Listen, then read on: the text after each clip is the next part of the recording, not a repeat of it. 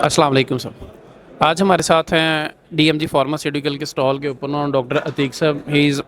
Acting as a production manager supreme broiler group menu group. माशाल्लाह से उनका poultry का एक्सपीरियंस मोर देन 17 ईयर्स 17 साल से वो पोल्ट्री के साथ अटैच हैं और अभी राइट नाउ एक पाकिस्तान के अंदर जो सबसे बड़ा इंटीग्रेटेड सिस्टम है, ये कंपनी है सुप्रीम ग्रुप, उसको लीड कर रहे हैं।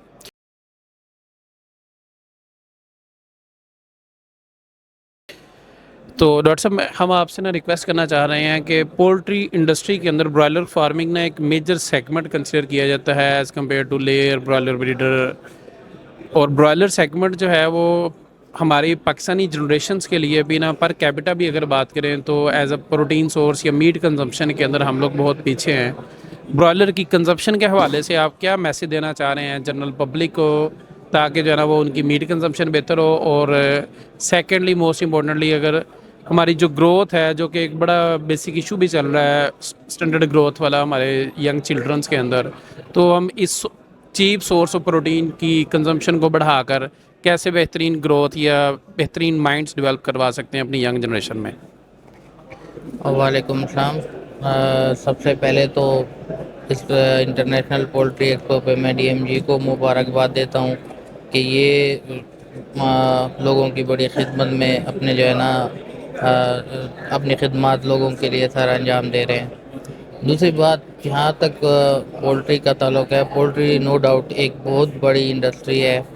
जिसमें ब्रायलर सेगमेंट एक इसका बहुत बड़ा सेगमेंट है। जैसा कि चीप सोर्स है प्रोटीन का, तो आजकल देखें कि फूड में हर चीज़ महंगी है, हर चीज़ जहाँ भी जाएं न्यूट्रिशन पूरी नहीं,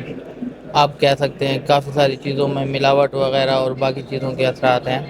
वाहिद पोल्ट्री और ब्रायलर एक ऐसा सेगमेंट है जिसमें आप कोई चीज़ ऐड नहीं कर सकते। इसके अलावा चीप सोर्स है प्रोटीन का। जहाँ तक हमारे यंग ग्रोइंग बच्चे हैं, आप देखें आजकल हम उनको काफ़ी सारी ऐसी फूड्स खिलाते हैं जिन्हें हम जंक फूड वगैरह कहते हैं। नो डाउट कि उनमें भी प्रोटीन सोर्स इस्तेमाल होते हैं, बट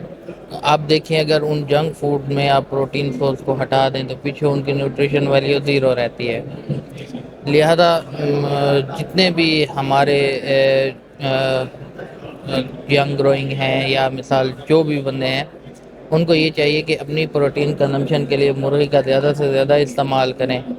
और इसमें कोई कैंसर वाली कोई ऐसी जो है ना हार्मोन्स वगैरह का कोई भी यूज़ नहीं होता। ये प्योर प्रोटीन है। प्योर प्रोटीन होने के साथ साथ बहुत चीप भी है, और हमारी कोशिश भी है, जैसे पर कैपिटा हम अभी मीट कंजम्पशन में बहुत पीछे हैं, तो हमारी कोशिश है कि इसको हम मज़ीद आगे बढ़ाएं और हर घर घर तक चीप प्रोटीन का जो सोर्स है यानी पोल्ट्री है वो दें। Thank you.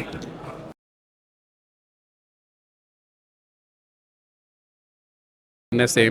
इसी तरह सर ना एक ब्रॉयलर फार्मर जो है ना, चूँकि आप लोग की ओपिनियन लीडर्स कंसिडर किए जाते हैं इंडस्ट्री के अंदर, लोग आप लोगों को broiler farmer, commercial broiler farmer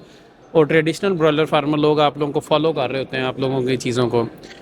change in weather, जो आजकल टेम्परेचर चेंज है, डे टाइम के अंदर टेम्परेचर बहुत ज़्यादा होता है, नाइट के अंदर लो टेम्परेचर होता है इस सितंबर या अक्टूबर के अंदर, तो इसके अंदर आप ब्रॉयलर फार्मर्स के लिए क्या रिकमेंडेशंस देंगे कि वो वेदर की चेंज को किस तरह अकोमोडेट करके अपने इस पोल्ट्री सेक्टर के बिज़नेस को या ब्रॉयलर सेगमेंट के बिज़नेस को एनहांस कर सकते हैं, और इन द मीन वाइल वो इन प्रॉब्लम से कैसे अवॉइड कर सकते हैं विद देयर मैनेजमेंट प्लीज़। जैसा कि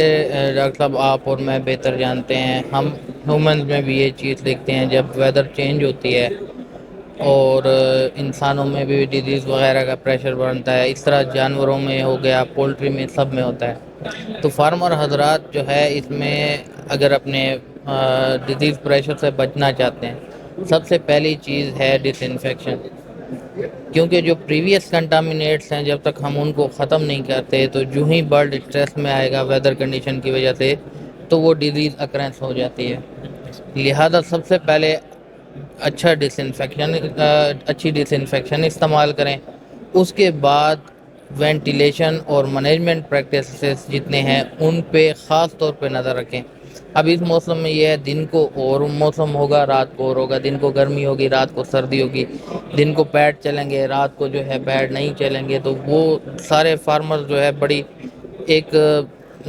فوکس مینجمنٹ اگر کریں گے تو اس سے بچ پائیں گے.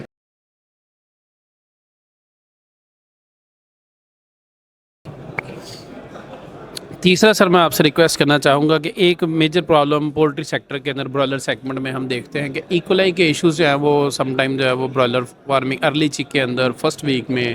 یا ڈیورنگ 7 to 14 ڈیز کے اندر آئی بی ڈی کی ویکسین کے بعد بھی یہ problem as a secondary bacterial infections ہونے کے چانس ہوتے ہیں. تو اس میں آپ کون سی ایسے جو ہیں وہ انوویٹیو پروڈکٹس یوز کرتے ہیں یا آپ اس کو کیسے اس پرابلم کو سولو آؤٹ کرنے کی ٹرائی کر رہے ہیں اپنے سیٹ اپ کے اندر یا اپنے سسٹم میں پلیز؟ جیسا کہ آج کل آپ جانتے ہیں کہ واٹر کنٹامینیشن فوڈ کنٹامینیشن ہر جگہ پہ ہے, تو بیسیکلی واٹر کنٹامینیشن تو ہر جگہ پہ ہے. جیسے آپ نے بات کیا آئی بی ڈی کی ویکسین کرتے ہیں اس کے بعد ایکولائی یا ویسے ایکولائی کا آنا, تو ظاہر ہے آئی بی ڈی ایک جو ہے امیونو سپریسو ڈیزیز ہے, تو جو ہی ہم اس کا وائرس انجیکٹ کریں گے تو بلڈ پہ اسٹریس ہوگا, اس اسٹریس کی وجہ سے ایکولائی جو ہے وہ حملہ کرے گی. مگر ہم لوگ جو ہے نا اس کو دو چیزوں سے کنٹرول کر سکتے ہیں, ایک تو واٹر ٹریٹمنٹ کریں, اس کی پراپر کلورینیشن اور ایسیڈیفیکیشن کریں, اس کے ساتھ ساتھ ہم اکثر جو ہے فاسفومائسین یا ایسا پروڈکٹ استعمال کرتے ہیں جو بیکٹیریوسائڈل ہے, اس سے ہمیں بہت جو ہے نا ایکولائی کنٹرول کرنے میں مدد ملتی ہے. So nice of you sir, thank you.